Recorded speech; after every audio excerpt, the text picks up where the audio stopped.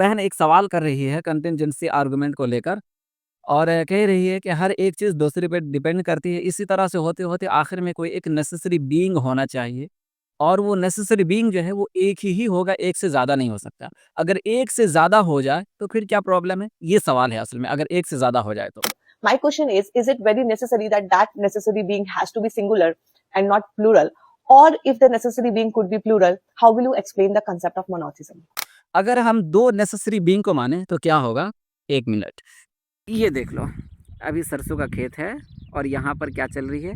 हवा चल रही है।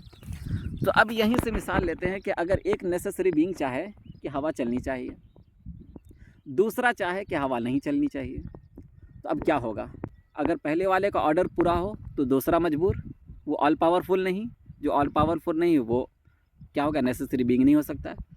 अगर दूसरे का चलेगा, हवा नहीं चले, तो दूसरे की ख्वाहिश पूरी हुई, इसका ऑर्डर चला, पहले वाले का नहीं चला, तो फिर ये ऑल पावर होगा, दूसरा नहीं होगा। जो दूसरा मजबूर होगा वो ऑल पावरफुल नहीं होगा, तो ऑल पावर नहीं होने की वजह से वो नेसेसरी बीइंग हो ही नहीं सकता है, क्योंकि नेसेसरी बीइंग के लिए ऑल पावर होना, ओमनीपोटेंट होना, ऑल नोइंग होना, किसी भी तरह से उसके अंदर कोई कमी नहीं होनी चाहिए, ये ज़रूरी है। तो ऐसी सूरत में क्या है, किसी एक का ही ऑर्डर जारी होगा, दूसरा नहीं होगा, तो दूसरा मजबूर कहलाएगा। तो जो मजबूर होगा वो गॉड नहीं हो सकता है, वो नेसेसरी बीइंग नहीं हो सकता है।